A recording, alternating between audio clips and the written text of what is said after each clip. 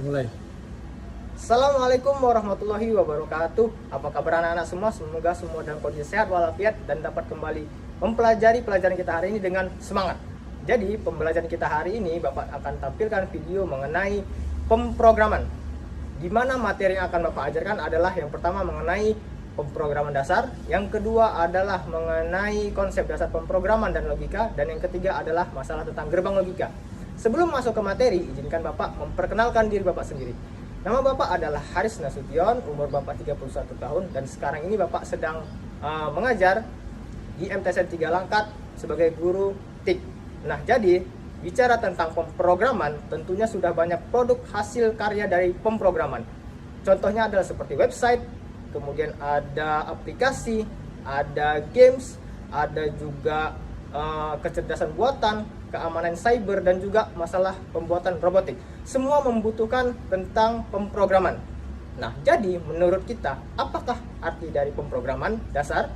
Nah, pemrograman dasar sendiri adalah merupakan pembelajaran mengenai dasar-dasar logika, di mana kita harus belajar mengenai instruksi-instruksi yang diberikan agar kita dapat membuat sebuah perintah pada komputer ataupun pada sebuah program yang bisa menjalankan instruksi sesuai dengan yang kita inginkan secara efektif dan juga efisien.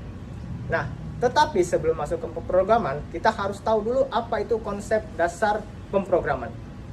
Nah, konsep dasar pemrograman sendiri adalah mengenai logika tadinya, di mana logika itu kita buat di program itu adalah berisi tentang perintah terdiri dari kode-kode ataupun simbol yang kita susun agar dapat bekerja secara efektif, efisien menggunakan dasar bahasa pemrograman.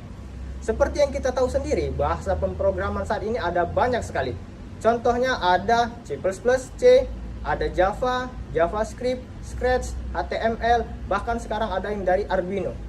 Di mana semuanya mempunyai fungsi dan juga mempunyai keunikan sendiri-sendiri. Sebagai programmer, kita setidaknya harus memahami beberapa bahasa pemrograman. Agar apa? Agar apa yang kita buat, contohnya seperti website atau aplikasi, dapat kita maksimalkan hasilnya atau produknya nanti. Sudah? Nah, jadi untuk memahami konsep dasar tadi harus memahami juga apa yang namanya logika. Kalau kita bicara masalah logika, tentu kita bicara masalah pemikiran kita. Tentunya dari pelajaran seperti matematika kita sudah tahu apa itu konsep logika. Nah, jadi konsep dasar logika tadi adalah kita dapat melatihnya melalui mata pelajaran ataupun materi-materi mengenai gerbang logika.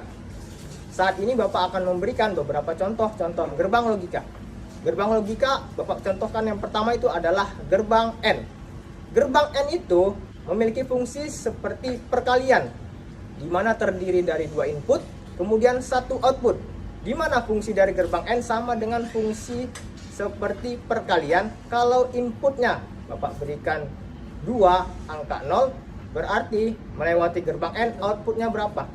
Berarti kalau 2 inputnya 0 sama dengan 0 kali 0 hasilnya adalah 0. Karena gerbang logika sama dengan fungsinya tadi N tadi adalah untuk perkalian. Yang kedua ada gerbang OR.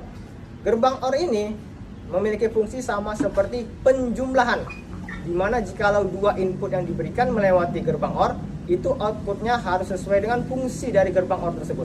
Karena gerbang OR penjumlahan, jikalau inputnya 2 diberikan 0, maka 0 tambah 0 hasilnya adalah tetap 0. Nah, jikalau 2 inputnya 1, maka hasilnya 1 tambah 1 hasilnya adalah 1, bukan 2. Karena setiap gerbang logika hanya mendeteksi bilangan biner, yaitu angka 1 ataupun 0. Contoh yang ketiga gerbang logika adalah gerbang NOT. Gerbang NOT sendiri terdiri dari 1 input dan juga 1 output, di mana fungsinya adalah membalikan keadaan input yang diberikan. Contoh, jikalau kita berikan input 1 melewati gerbang NOT, maka outputnya akan kebalikan dari inputnya. Jikalau inputnya 1 berarti outputnya menjadi 0.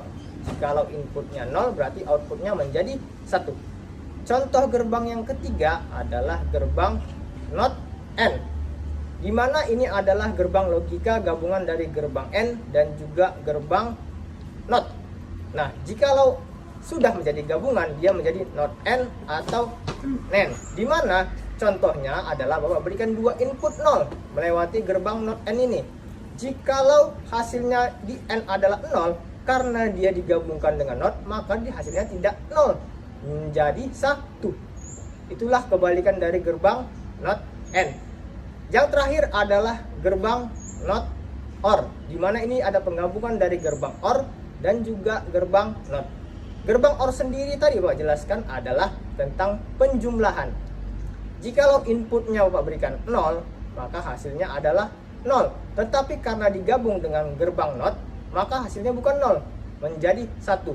Nah, untuk memahami logika yang sangat mudah ini, kita harus memahami gerbang-gerbang logika ini sebelum kita masuk ke bahasa pemrograman, agar nantinya Bapak harap siswa-siswi sekalian tidak terlalu bingung mengenai bahasa-bahasa pemrograman yang akan diajarkan nanti.